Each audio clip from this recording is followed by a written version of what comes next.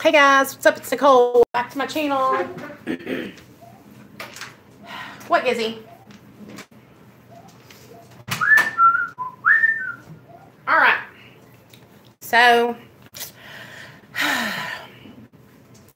I just got done watching Addict to Quit with Zach's video, and I thought I'd come on and talk to you guys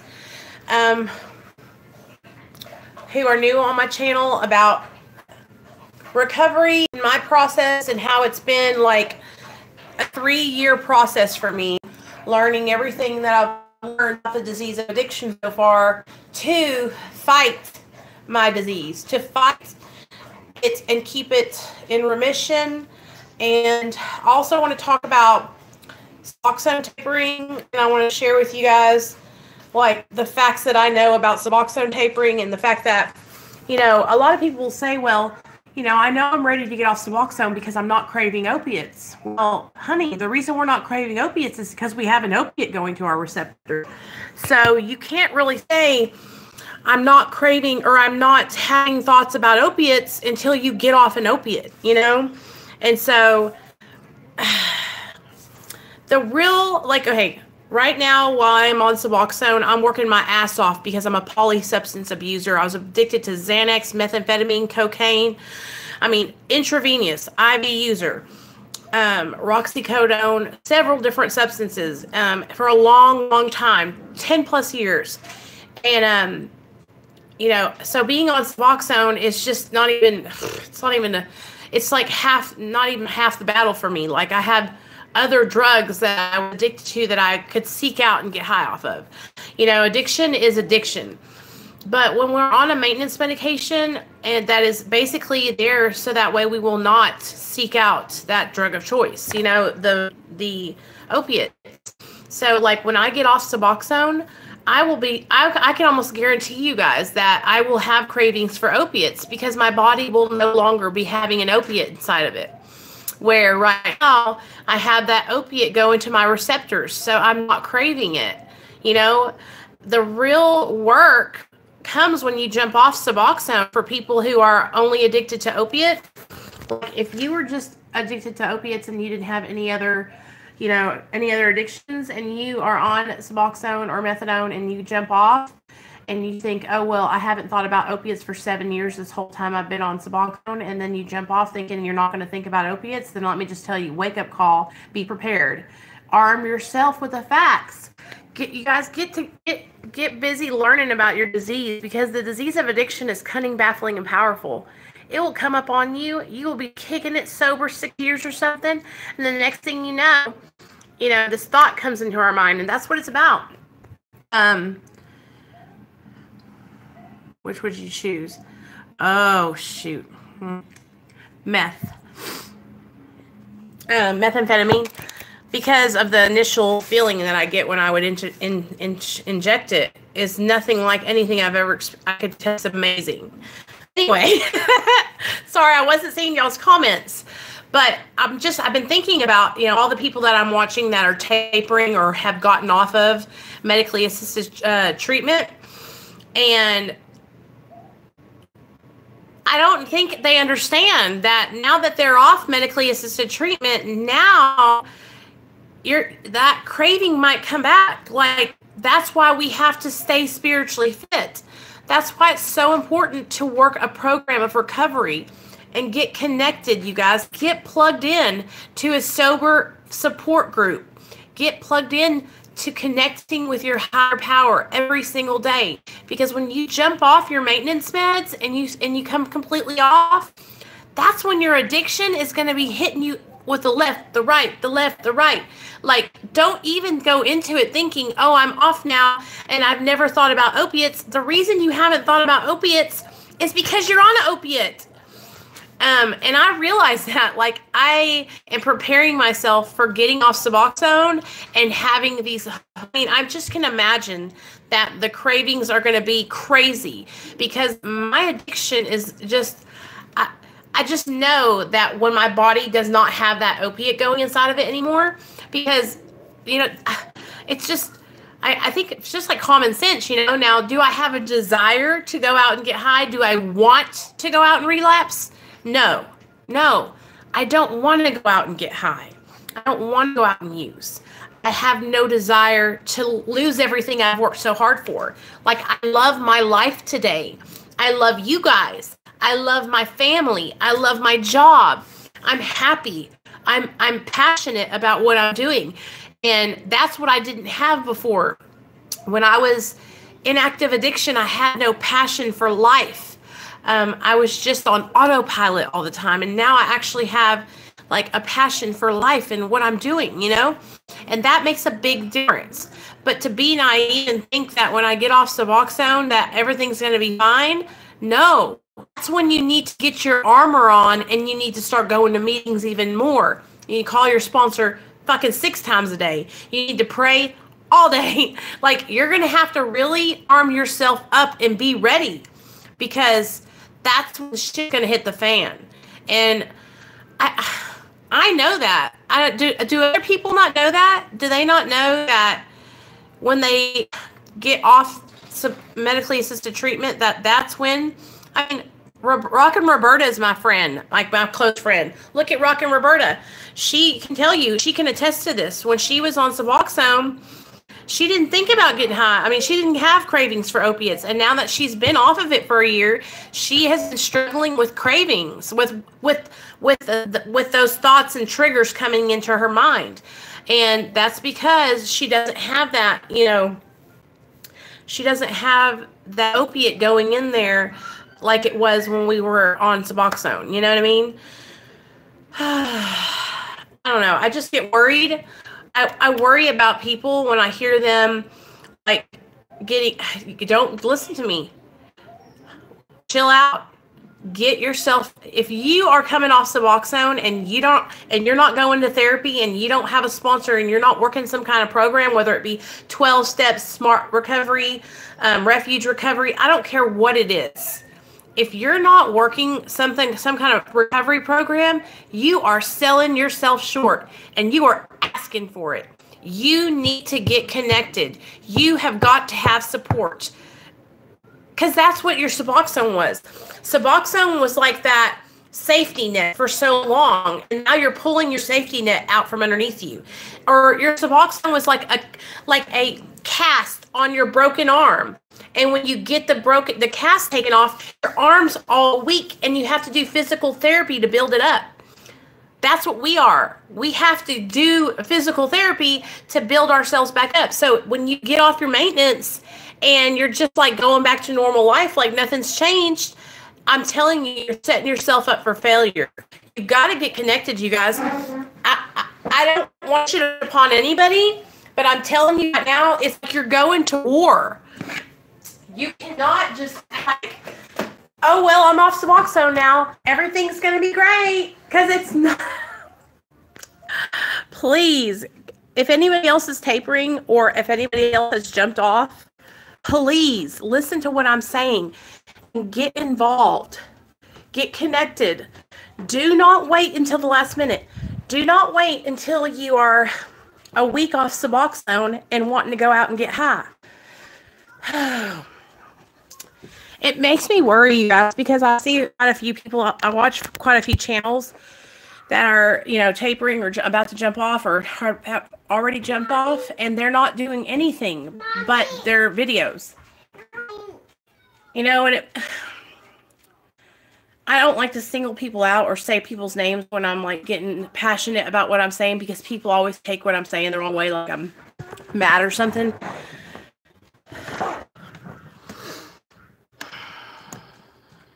Yes, I see. Watch her. I've been subscribed to her for like 2 years. I love her, but she's not been making videos anymore. Sorry, I was getting really worked up. Knowledge is power. The only way to fight your addiction is to know everything about it. Okay? To know everything about the disease. If you don't believe that the disease of addiction is a disease, then you need to rewind. Go down in my videos and find the video titled, "Is Addiction a Disease?" and watch that video. If any of you are struggling with understanding what the disease cycle is like, I will sit down and do a whole video dedicated to how the disease works in our brains and how we Because listen, I'm telling you right now, like I was saying in the video earlier, triggers are only thoughts, okay? And we don't have to act on our thoughts, right? We can, today, now that we're sober, hey, my benzo hell, now that we're sober, we have the power of choice. We don't have to go out and act on our thoughts. We don't have to go out and let our triggers take control. That's what we're working on now that we're in recovery, is coping with triggers, coping with our thoughts, and not acting on those thoughts in a negative way. When we jump off maintenance meds, you guys, then our brains are in that fight or flight mode. Our brains are like not thinking rationally because that opiate is taken away, and our brains are like, "Whoa, what's on? I need to feel good." And that's when that irrational thinking starts coming in. Oh, well, I could feel good if I took this, and all those thoughts start flooding your mind. That's why it's so important for you to get connected while you're coming off of anything. Because you need to have someone you can talk with who has rational thoughts, who can tell you, no, you're doing so good. You've been so, like with my benzo hill, he just jumped off of methadone. It's been sober for methadone for 42 days, I think.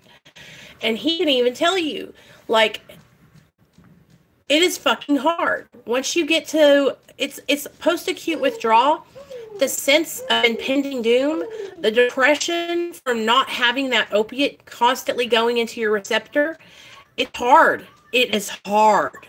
And you're going to have days where you are like, I might as well just go get high. I might as well just go use. Do you know what I'm saying? That's why we have to have those connections. That's why you need to really work on building your spiritual relationship with your higher power, and really, really reaching out and connecting and saying, you know what? My higher power is God. So I'm going to tell y'all what I do. I wake up in the mornings and I thank God that I'm alive. I thank him for waking me up and allowing me to even have breath in my lungs, because I know that I shouldn't be alive. I know that I'm a miracle, and I know that he has a plan for me, and that's why I'm here sharing my story, because I am a miracle.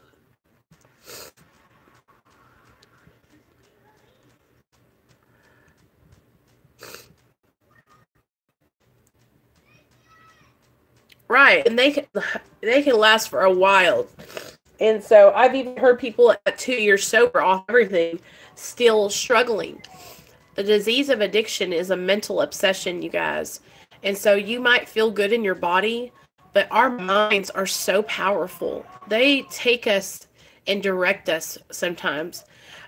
Me and my little boy were talking because he was asking me about his papa and how he passed away because his papa had a heart attack. And I was trying to explain to him how the heart and the brain work. And so I broke it down for him like this. I said, you know how a car has an engine, okay?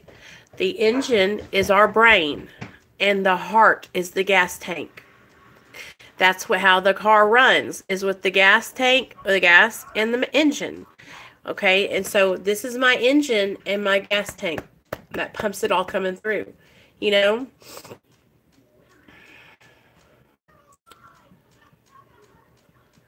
Yeah, I know, Classy. And here's the thing, like, I don't know if you guys know this, but I'm not on Lexapro anymore. I haven't had it in 3 days. I have been weaning down off of it, and I got to a low enough dose where I had just jumped off. So I haven't really been talking about it because it's not like a drug, it's just an antidepressant. But I had been on it for 3 years, you guys, and I had been on it, and it was really starting to affect me to where I felt like it made me gain weight. It made me just feel lethargic, and it's just Lexapro. It's not like Xanax or anything like that. It's literally a antidepressant. I think it's called an SSRI, I think. But I'm off of it, and I've been off of it for 3 days, and I've been feeling weird, a little like woozy and stuff, and like seeing kind of like when I'm driving, I see these little tracer things like that, but I'm okay. Like, I used to not be able to, I used to have it every day because if I didn't, I got so depressed or I would get so paranoid. I would think that Neil was literally cheating on me, sitting in the room beside me in the next room over. And that Lexapro, for some reason, will like calm my anxiety. But I've just felt like it wasn't helping me anymore. So I'm just staying on the Wellbutrin. And so now all I'm taking is Wellbutrin and 6 milligrams of Suboxone. And I cannot even believe, like, I feel good. I feel better than I've ever felt. And I know that, like, I'm on a high right now. Like, I'm on an emotional and mental, like, uphill. I'm feeling positive about my diet and the way I've been eating and what I've been doing for my health. I feel good about the decisions I'm making with my medications. I'm feeling good about my recovery and the way my channel's going, all of you guys. And I'm working really, really hard to like get myself to where I feel healthy and happy. You know what I mean? Like, I've been happy these last 3 years on Suboxone, but I have felt healthy. I felt so fat and overweight and disgusting. And so I was trying to narrow down all the different things that were making me feel so fucking lethargic.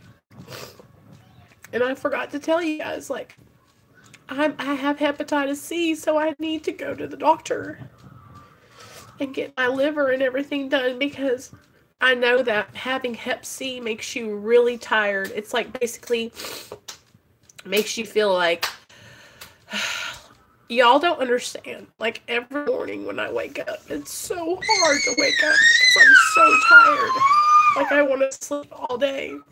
But I know I have to get up and go to work. So I'll drink 2 cups of coffee and me and Nate will get up and take the day on, you know? I'm pulling my hair this. So it's just like I keep on forgetting that I have that fucking hepatitis and that I need to get that taken care of. Because while I have that, I need to go ahead and get that taken care of before I jump off of my my Suboxone. But here's the deal. I wanted to kind of tell you what. I'm sorry, I don't mean to cry. It's a lot. Mommy, the TV's about to fall. Oh my God. Stay right there. Don't move. Don't move. Don't you move a minute. Okay, come here. If it ever does that, Nate, come here. What? If it ever does that, come over here. Go like that, okay? Thank you for letting me know, though. Good boy. Don't move that carpet, okay? Okay. Sorry, guys. Move, son. So,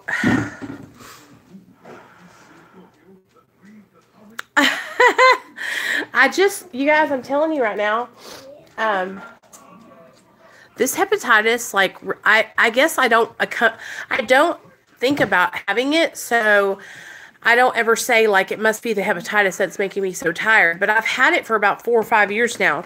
And so when I first got tested for it 3 years ago, it was, like, not that prevalent in my blood. So it was, like, I don't know how to explain it other than that my viral load wasn't, like, it wasn't that bad, right? So, but now my viral load has gone up high enough to where I need the treatment to get rid of it, you know? And it's not going to kill me or anything. But like I said, it makes me really, really tired and lethargic. So, I don't know. Anyway. So, yeah. Yeah, it will. And so I just don't, like, I don't want to die. You know what I mean? I know I'm not going to, but I need to get it taken care of. So it's like, do y'all understand? Like, the way I talk with you guys, like, I have to live what I teach. And it's one thing at a time. Okay? So my Suboxone taper, I'm staying at 6 milligrams. I'm not going down anymore for, like, months. Like, we're just going to stay where I'm at. And when I go see my doctor in February, I'm going to let him know what's going on. And then he'll know that I'm off the Lexapro too. Because it's just like, you guys, when I get my prescription, Nate. doing this. When I go in to get my prescription sometimes, I'm like, this is just too much, you know? So I'm narrowing it down to the stuff that really helps me, which is the Wellbutrin and the Suboxone right now. And I need to get the hepatitis for the interferon for the hepatitis. That's what my sister took. So I know that I need to do one thing at a time, you know? And so that's what I'm trying to come over here and talk to you guys about. Like, I can say it to you guys all day long, but I also have to live it in my life. So that's what I want you guys to know is like, I'm not just coming on here and saying, hey guys, don't forget you have to do this. Like, I'm living this shit in my life. And by showing you guys and talking with you guys and sharing with you guys my experience, I'm also holding myself accountable by coming on and talking with y'all. Like, you guys help me stay accountable to live this in my life every day. Because without you guys, I'd be fucking up. Hey, Nate, will you please go in your room, buddy? Okay. I'm playing with this lip liner. I don't know why. Let me see it. Mm-hmm. Lily. No, come on. Can I put some glitter on your eyes? Okay. I wish I had a girl. Should I have another baby, you guys? No. No. Yes. I know. It has to be a yes. I know. Listen to this, girl. I had that bracelet on today at work, and I had like 2 of my hair ties wrapped around it. And my boss was like, "Where did you get that?" And I was like, "One of my subscribers." And I was, you know, I'm all emotional and shit. And I think I'm emotional too, you guys, because I'm not on the Lexapro, so I might be a little bit more cryy than normal, but it's okay. I wanted to show you guys the eyeshadows I got too, because I told y'all I would. So if you guys don't, okay, indie brands, which are not like huge makeup brands, they have some really awesome stuff. And so I found this brand on Instagram called Love Luxe Beauty. Top row square pans. Look at those. Let me see. They're square. Aren't those beautiful, Nate? Mm-hmm. So you tap into the pigment, right? Oh yeah, it is, Shayna. It is. Oh, listen to this, you guys. Shanna, I haven't gotten that package yet, but I want to tell you guys. Speaking of lip injections, Shanna is sending me, or she already sent it, it just hasn't gotten here yet, this thing to make my lips big. And so I'm going to do it. I'm going to make a designated video. It's so pretty, guys. It's like this glittery. Anyways, I'll do a makeup tutorial with those shadows. But they're fucking gorgeous. They're called opalescent shadows. And we're going to do a tutorial tomorrow when I get off work. We'll do makeup and chill. And, you know, just put makeup on and do, talk about recovery and all that kind of stuff. Anyway, so this Love Luxe Beauty brand, they were only like $7 a eyeshadow. So that's really good for those kind of like pressed glitters, you know? I'm excited. Listen, you guys, I'm going to do it. I'm going to do it on a live. And you guys are all going to get to watch me sit there and go. Okay, listen to this. So, you know when I made that Jackiana video? Okay, I had quite a few women of color come over to my channel and subscribe. But I had this one girl, this one black girl, she and I got into an argument on another channel. And you know what she said to me? She goes, "Bitch, you ain't Mexican, you're white. Your lips are as thin as spaghetti." And I thought, no, they're not. Like, this is just my regular lips. Look. They're just regular lips. But you know what? Because all these girls go out and get their lips plumped and blown up like craziness, now my lips look like they're small. But you know, when I was growing, my mom even said, she's like, "You've got big, beautiful, full lips like me." And now it's like my lips are tiny because of everybody getting their lips injected. Oh my God, girl. I cannot wait. I'm going to walk up to Neil and tell him I got my lips injected, and we'll record it and see what he says. He's going to freak the fuck out.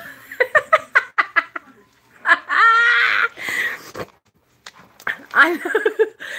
So that's what we're going to do tomorrow. We're going to do our lips. We'll do it as soon as it comes in the mail. And y'all can thank Shanna for that, okay? So now that you guys know what's going on. So I'm off my Lexapro. I'm a little wonky right now because I'm, you know, in between that and coming off of it. So it's making me a little emotional. But I'm feeling good nonetheless, you know. When I first came off of it, like 2 days ago, y'all remember when I laid in bed all day and didn't really do any videos? It was because I wasn't feeling good. Look at me, Classy. He's going to freak out too, you guys, because Neil, he does not want me doing any of that stuff to myself. Ken! Y'all, meet Ken. He's my friend. Shut up. So, Ken, we're just talking about, we're going to trick Neil. I'm going to do this lip thingy where it makes your lips really fat. And then I'm going to go tell Neil I got my lips injected. And he's going to be like freaking out. Are you staying sober, man? Tell me what's going on. I don't think you guys understand. Yeah, don't worry, girl. He's cool. He just talks crazy.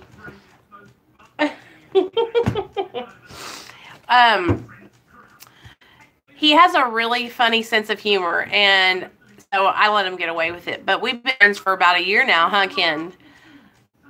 5 months sober, baby. That's what I'm talking about. I'm so proud of you. You have no idea how proud of you I am. I have a new phone number, so I'll have to get a hold of you on on Messenger, and I'll send you my new number. But yeah. Ken is a real he's a real dope fiend, like a lot of us. And he's gone down through there. And one day he reached out to me. Well, we became friends because we were in a recovery group that was full of fucking people who were full of shit. And we both got kicked out of the recovery group. So that's how we found each other. Because we're not about that bullshit, and these other people were. And so we were like, we gotta get in here because y'all are fake. That's the thing, you guys. Like, I'm not... Okay, so I know I'm not going to talk about negative shit in 2019, but I want to say something. It's okay you come over here and you disagree with something I say. Like, we all have a difference of opinion, right? And I have no problem with someone saying, hey, I don't agree with this. This is what I think. I love when people have a different opinion than me and we can talk about it. It's when you start, like, being disrespectful that I will take you out of the chat. You know what I mean? Because I want this chat to be somewhere where you feel comfortable sharing things. And if someone's coming in and they're kind of, like, being aggressive with their comments about things that maybe you're sensitive about, I don't want that to happen, you know? Oh, Classy. Oh, girl. Okay, look up Fuck Heroin Foundation. Look up Find the Heroin in You. Look up heroin addiction support, HAS. There's so many groups that I could point you in the right direction, but my friend Jennifer Jackson runs one called Heroin Addiction Support. I also have one on there. You can go check it out. It's still open. It's called Medically Assisted Treatment Support Group.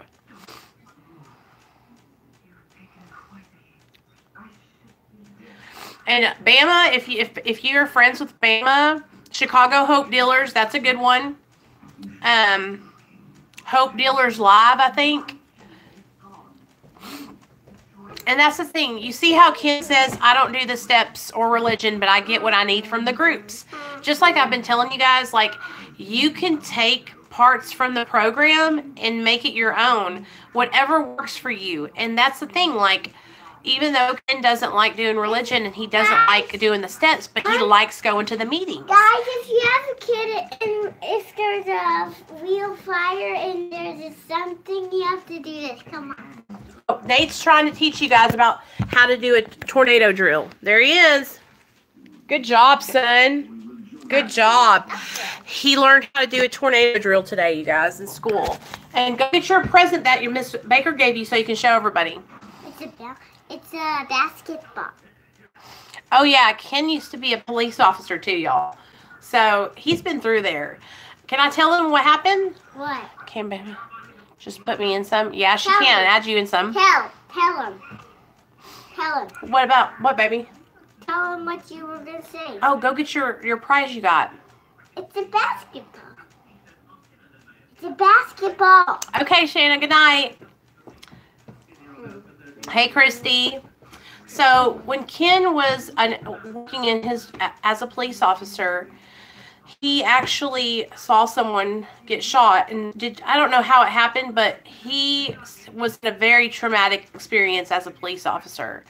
And it literally, like, traumatized him to the point where he, you know, started reaching for other things to cope with it because he was having nightmares, and that's how his addiction started. Like, he went almost all of his life without using, and then he started dating a girl that he was, like, in love with, and she died from the disease of addiction. And after that, okay, he shot 2 people. I didn't know if it was you that had done it, and that traumatized him. So then he starts dating this girl, and they're both in their active addiction together, right? You should come on my channel and tell your story, Ken. That would be so cool. And she passed away, and that really, really fucked him up for a long time, and he still struggles with it to this day. But losing her, he felt that it was his fault, and he blamed himself for it. I think we've all been there where we blamed ourselves for that. You know what I mean? Christy, Ken is on our. We're Ken's cool. Don't miss.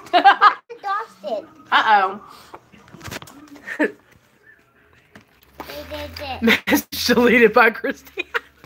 Okay, wrenches, y'all lay off Ken. He's good. He's good people. We're telling his story. So anyway, he had went through a lot, you guys, because of that situation. And then he left the police force because it was just too much. And, you know, especially after losing his girlfriend and everything, that's when we met in that recovery group. And he and I got kind of close, talking to each other, and he shared it with me in confidence, you know, and we've been friends ever since. And then I remember one day he called me, and he had been going down through there, and he was like, I'm ready to do this. I'm ready to get sober, you know. And I was like, damn straight, I'm glad, because I'd be worried about him, you know. Wouldn't hear from him for like a week. He called me after that. So it's scary, you know. Ken, are you officer? Oh yeah, he's cool, but he's cool with you guys, and he's cool. He was an ex-police officer, actually. So, y'all, he's really, really, really a good person. I know he comes in here commenting like crazy hey bitch stuff, but it's just because we're like brother and sister relationship. I actually love him so much, and he's a very good friend of mine. But I don't know if has everybody went over and watched Captain Napton's video that she put today. A Tale of Two Trolls. If you haven't gone over and subscribed to Captain's channel, I want you guys to go over there and subscribe to her channel. She's an awesome. I've never had anyone stick up for me like that. It's okay, Christy. Just tell him you're sorry. He's in the chat, girl. Just tell him you're sorry. Nate, please, baby, stop. Okay, they see you, son. They see you. They know who you are. Why are you doing a video? Nate, listen to mommy. Listen. Your daddy's going to be home in T-minus 2 minutes. You better settle it down. What is T-minus? So, this child, he got a reward today at school because he got in line to do his tornado drill and did really good. Ken, are you still here? He might have ran off.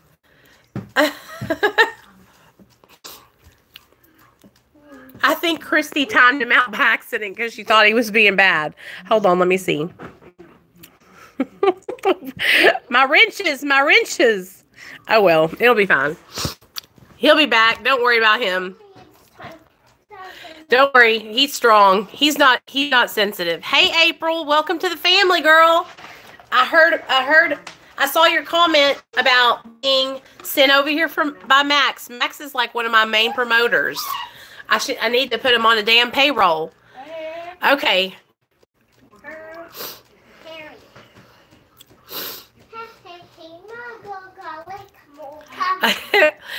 Well, okay, so everybody, you are welcome here, girl. I'm telling you what, it's okay. I promise he's probably not even tripping. I promise you. He's so cool. He's not even tripping. I promise.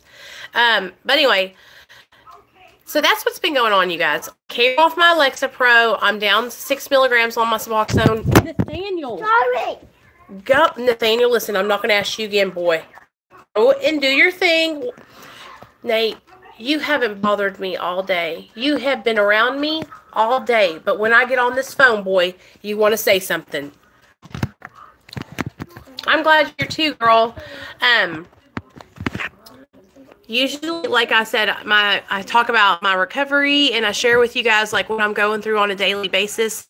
And my channel is like, it's growing quickly. I'm really excited, you guys. Basketball. Okay. That's the last thing, and then I want you to go and do your thing. Okay? Thank you. Classy, it's sweet, but what happens is I've got to set a boundary with him because he's getting to the point where I can't even have a conversation with my mom on the phone for 2 minutes without him screaming over me to talk to me. And when me and Neil, my husband, are trying to have a conversation, this little guy right here gets right in the middle of us and talks so loud while we're trying to talk grown-up talk, and he's with us. So it's him fighting for attention, but he gets all the attention. So it's just disrespectful now. It's not because he's neglected or doesn't get, you know what I'm saying? Like, Nathaniel gets everything he could ever want and more. And that's probably why I'm having this problem, because he's spoiled and I do too much for him. But I have mom guilt and I'm trying to work through that. Stuck to my side. And I have really made some mistakes in my sobriety buying him things whenever he's for them. When I first got sober, you guys, the first year of my sobriety, I could not go to the grocery store or anywhere without buying him a toy. About a year after doing that, it got where, and there would be some days where I didn't have the money to buy the toys, and so I stopped doing it. And then guess who started doing it? Dad, his daddy. And so I said, Neil, I'm working on this. You've got to work on you too, because we are ruining our son by spoiling him. Okay, you're back. Woohoo! Sorry, Ken. We have got to get this in check before we ruin our son. And it's part of guilt, you guys. When we get sober and we had kids and when we were in our addiction, a lot of the times we feel guilty because we were on drugs, you know, and we feel like a lot of us, I know I did. I wasn't present. I neglected my son when I was in active addiction. And so I had a lot of guilt, and then I had a lot of guilt because I had him taken from me by Child Protective Services. So having that happen to me and happen to him, I feel tremendous shame and guilt over that. And working through that guilt and shame has made me realize that, you know, if I want to do right by my son, I have to set boundaries, and I have to teach him that he cannot have something every time we go somewhere, and that he has to work and do chores and earn his toys. Because what I'm doing is I'm setting him up for failure in the world. When he gets old enough, he's going to have to, like, I'm setting him up to always depend on me. And that's not what I'm supposed to do.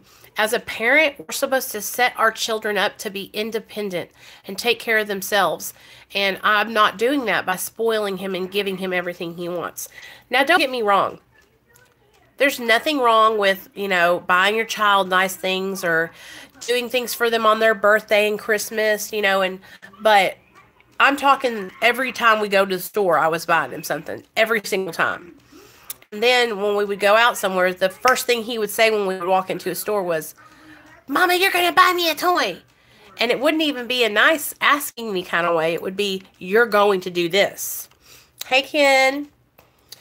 And so I'm so glad you're here, man. And all these people in here are so awesome, Ken. I do not hate you. Have you went over to Her Opiate Fix's channel yet? You got to check out his channel. His channel is fucking A1. He talks about his experience in the dope, being a heroin addict and in Chicago. And it's just really interesting. Her Opiate Fix, I want you to start uploading videos of you out on the streets talking to people. Like, I want to meet people that you see every day in Chicago that are on heroin or on some kind of drug that you see and interact with. I really would like that if you start vlogging, like talking to other people out in the street. I think that's just interesting, and I would like to see him. Yes, you'll love him. It's called Her Opiate Fix. And everybody else here, Bama has a channel, but she doesn't really upload videos anymore. Captain Napton uploaded a video, guys, called A Tale of Two Trolls. And she literally laid it all out there about the trolls that have been trolling me lately. And it was the best thing it was the best video. Because she not only presented the argument in the first, presented the facts in the first video, but she then uploaded all the proof in the second video, which that's my girl. Anyway, so how are we gonna do this, you guys? Like, are the channel's growing, and I really want to know what you guys want to see from me. Do you guys want me to take you with me to do stuff, to go? Like, I can't take you inside the AA meeting, but I can take you with me to meet my friends up there. Yo, classy. Oh, y'all crack me up. And I'm trying to think what else we could do. Y'all, I've been going all over YouTube lately and watching all kinds of different people. Did you guys go over and look at Crazy Nurse Granny's video? She is so funny, and y'all are gonna love her. I can't even.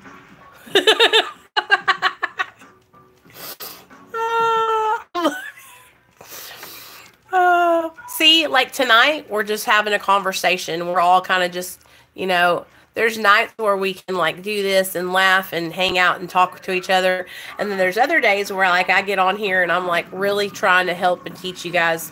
Not teach, I don't know how to share my experience and share what's worked for me, But I'm telling you, like, my brain is like kind of foggy and stuff because and I keep on yawning. That's what happens when I come off of like any antidepressant, like this Lexapro. It makes me like foggy and makes me yawn a lot. But anyway, I'm really just loving the vibe of all you guys on my channel lately. I'm loving reading everybody's comments when you guys comment. And it's just exciting to see more people come over and hang out with us. Oh, Sandra, you're welcome, girl. And that's the thing. It's hard. You know what I think happens, Max? I think it's hard to find people that are serious about their sobriety on the internet sometimes. Because a lot of people, a lot of addicts, and me included, for a long time, I would say I was serious. I would talk the talk, but I wouldn't walk the walk. And I think that's what differentiates people a lot when we get sober is if we want to really change, we're going to make the changes and we'll take the action. And taking that action It's easy to go around and say like, hey, yeah, I'm sober. Look at me. I'm doing great. But what's really going on? How do you really feel? What's going on in your mind? What's going on inside of your head? Like, how are you feeling mentally? Are you feeling good? Are you depressed? Is it like, are you working a job? Like, all these things go along with recovery. You know what I mean? Um, yeah, Ken, you should make a video. Make a video about your about what happened when you were in your about your addiction, and upload it, and I'll share it over here on my channel. That would be really cool. Ken did write a really awesome like letter and about his addiction, and he sent it to me when we were on Facebook, and it was really, really good. I think I still have it in Messenger. In fact, what I'll do is I'll get it off my Messenger, and I'll come over and we'll read it one day, and I'll read it to you guys. But it's all it, like I said, it's easy to say, very cynical. It's easy to say, you know, I'm in recovery. It's easy to say, you know, I'm doing this, but what's hard is doing the work, you guys. It's making changes is different. It's hard. It's people don't like change. I mean, I know I don't. And so getting into a different kind of like routine of like not going around getting high all the time was really difficult for me, and it took a lot of hard work, you know. So I'm just grateful that I have a routine now, and that's what I'm trying to do, is just share it with you guys, share what works for me. You know, we're so lucky, guys. Like, we are all so blessed that we have the internet and other people that are in recovery that want to connect like this, because for the longest time, being in recovery was not cool. You know, people didn't say, hey, I'm an addict and I'm in recovery. You know, a lot of people would shun you and look at you like you were crazy if you admitted to being an addict, even if you were in recovery, you know? And so now it's like this huge movement of non-anonymous. Like, we are not anonymous, and we have all each other, and there's no shame. That's the thing. Like, you know how they don't shame people who get cancer from smoking cigarettes. They don't they don't shame people, you know, who die because they get high cholesterol or high blood pressure. And those are all self-inflicted diseases. You know what I'm saying? So why would you shame somebody like an addict who has the disease of addiction? You know,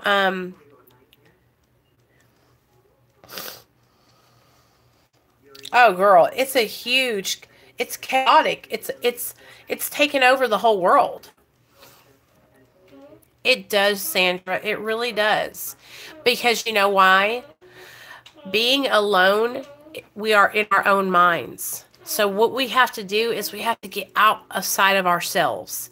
If you're at your house and you're all alone and you have no one around you, get outside of yourself by calling someone and talking with someone. Or if you can get out of your house and go somewhere and be around people that you can be of service to, like if you can volunteer at like an old lady home where you can go in and work with the little ladies and go in and read them books, and you know, just something nice. Helping others, like volunteer work like that, is the best way to get out of your own selfish mind, you know. But you're never really alone, ever. You're never alone. And the fact that we can get on here like we are right now and we have each other at each other's fingertips, big deal. It's pretty fucking awesome. Like, I probably would have lost my mind a long time ago if I didn't have the internet, because I get to blab my mouth on here for a fucking hour every day, and you guys come over and listen to it, and I'm like, heck yeah, because you know what? I need that, y'all. I need it for my sanity. Y'all are like my damn therapists. But I have a therapist for real, though.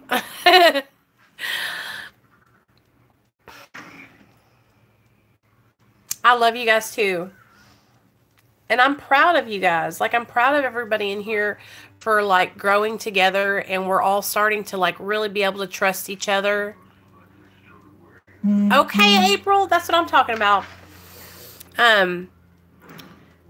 This is what we need. We support each other. This is us supporting each other, you guys, okay? And we have to have human connection. This is what helps us to live our life and to be able to stay sober. In April, I'm going to tell you, girl, I go live. I say I only go live Monday and Saturday at 6 p.m., but I probably go live at least once a day. You know? I can share it over here in the comments. I know you had commented it one day in one of my comment threads on a video I have, I think, too. My gangster.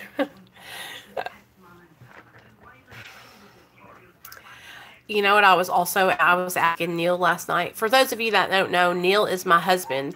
Hey, Ken, me and Neil went and got our marriage license. Okay, anyway.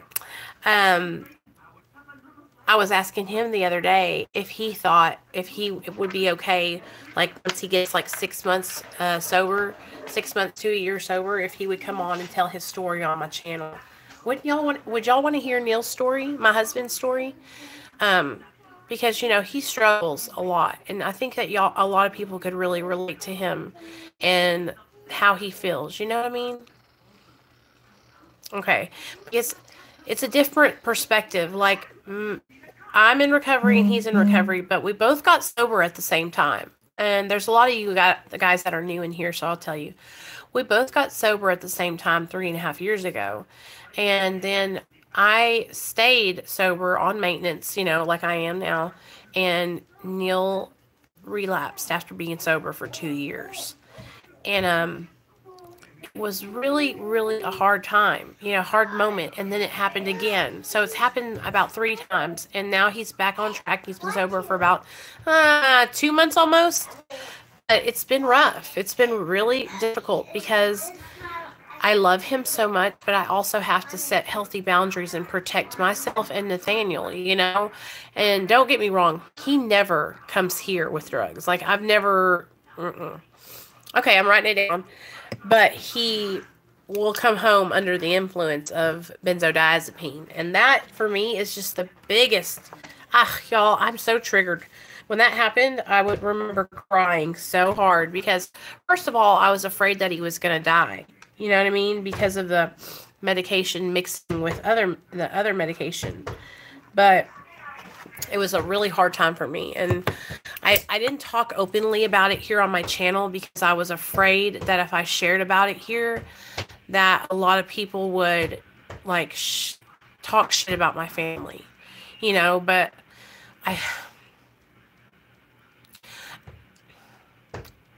I feel ashamed for being embarrassed because he's my best friend. And if he's struggling, then I should be here for him, you know. And I'm so proud of him, you guys. He's been doing so good. But it makes me feel so horrible that I would be ashamed of him, you know, for struggling. Because it's normal. The reason I have, like, had such a, not easy time, but such a easy time staying sober these last 3 years. Okay, baby. Is because I had been trying for 10 years to get sober. Like, I had been in and out of AA and having a sponsor for like 7 years before I got sober this last time. So I had already done all the relapsing and fucking up that, you know, and Neil hadn't been through all that. So like, he's going through that kind of like, hey, am I sure this is what I want to do for the rest of my life kind of phase? Because I don't know if you guys know, or if you felt like this, but when we get sober and we come off of our drugs of choice, we like mourn that shit. It's like we think about, it's sad. It's like we're having a funeral for our drugs of choice, you know? Okay. Ken, what we'll have to do is I will call you on, let me think, how can I do it where I can record it? I'll figure it out. I think I can do it on Google Hangouts and record it and then upload it over here. But we'll do it together. I'll call you after this. I wrote your number down. If you have a loved one who is struggling, don't be ashamed and don't be mad at them, because I'm telling you right now, think about it, you guys. When you were struggling and you were relapsing or you were going back and forth, didn't you want to be sober? But it was like you just didn't know how. You know what I mean? And for the longest time, I was just angry at him. I thought that he was doing this on purpose and that he didn't love me, you know? And it's the farthest thing from the truth. You know, he wants to have a great life. He loves me and Nathaniel, and I just didn't know how to deal with it. Now I'm learning how to deal with being in love with someone who is also an addict and alcoholic. And, I've been looking up these meetings called Adult Children of Alcoholics. And it's a really fucking cool thing. And I also listened to a podcast today that I think you guys would really, really like. No, I don't have a first husband. I've never been married. You know that. April, I listened to this. I was listening to a podcast called the Addictionary Podcast. Hey, Golden Coin. Yes, Adult Children of Alcoholics. And it's not like Al-Anon. It's because I asked if it was like Al-Anon, and the lady said it's like on another level, that it's more about you learning to love yourself. Because you know how in Alcoholics Anonymous and Al-Anon that a lot of it is about taking responsibility for the part that we played. Well, in Adult Children of Alcoholics, they say a lot of adult children of alcoholics take too much responsibility, and because they're always trying to take up for their alcoholic parents, you know, take up the slack. So it's about looking inside yourself and learning to love yourself, and also knowing that you can't fix it. I think you'll like it. But this lady that I listened to on the Dictionary podcast was talking about it. She said it's changed her life, and that she actually was emotionally separated from her parents right now because of the work she's doing in Adult Children of Alcoholics, and how much it's helped her, because she wasn't her own person. She was connected. Yep. She was connected and intertwined with her parents and her parents' alcoholism.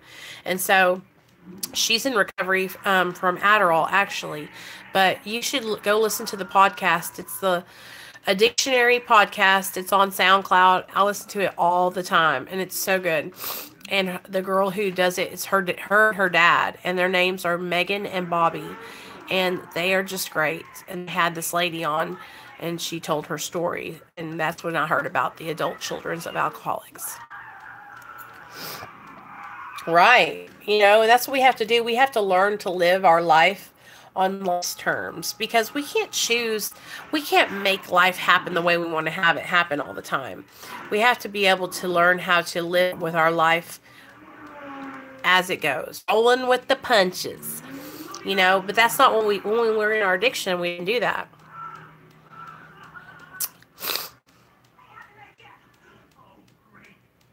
Cologne is stronger.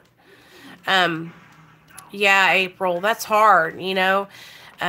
Neil's dad was a drinker, and you would never hear him say he's an alcoholic because he was functioning, you know. But that's what people do.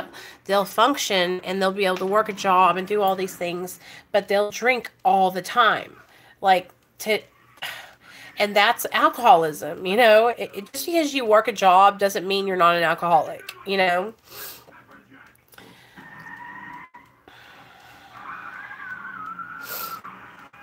So, that's what I'm learning, though, is how to, hardest thing for me is I can't control everything. Oh, Sandra, I know that's right, girl, and I love to control. I know, April, I know, and it's like, no, you're functioning because you have alcohol in your body. If we took away the alcohol, they wouldn't be able to function. You get it? Mm-hmm. especially with alcohol, you guys. Alcohol and opiates, worst withdrawal ever. But think about it. There's no such thing as a functioning alcoholic, because without the alcohol, they would be not able to do anything. Shake, yes, yes. Seizures, hallucinating. I watched a young lady who was actually withdrawing from alcohol in jail one day when I was in jail locked up. And she was hallucinating so bad. She was seeing rats all over the floor. I'm not as controlling as I used to be, but I really used to struggle with it for a long time. I'm getting better, though. Yeah. I see my arm. Give me. Yeah, it was scary, April. And she took all her clothes off. She got naked. We were in jail, in the cell. It was the middle of the night. She was my cellmate. I was on the top bunk. And I looked down there, and she's butt naked, hallucinating rats. And she started to flood the cell because she was trying to put water all over the ground to get rid of the rats. And it was the scare. Like, no, we all thought this girl's crazy. And then one of the other ladies in jail with us, she goes, she's coming off alcohol. She's going into DTs. And we were all like, oh my God. Because you should have seen the look in her eyes. Like, I know she was seeing rats, because the look in her eyes was complete terror. No, when you go into county jail, girl, you in there, you're screwed. Unless you have like a medical emergency. And she was locked up in the county jail. It is sad. Salt and ain't. Yo, this child. Get done already. Oh no, you can't. And it was like, you can see the rest. You're right. I have. It's been 1 hour, so I'm gonna get off now. You're right. You guys, Nate says it's time up. No, you've been taking for hours. I know. I'm gonna get off now. Okay, guys, I'm gonna get off and get Nate in the bath time and get him ready for night because it is 7:10 my time. So I love you guys. Thanks for coming over, everybody. Thanks for coming, April. Welcome to the family, girl. Welcome, welcome, welcome. You are always welcome here. Ken, I'm going to get with you, and we're going to do a video together so you can tell your story with everybody. And I hope you guys have a good night. Thanks for everybody that took place in this chat tonight. Thank you for participating and being a part of the chat. I really appreciate it, you guys. Bye, Sandra. Have a good night. Bye, Bama. Bye, class.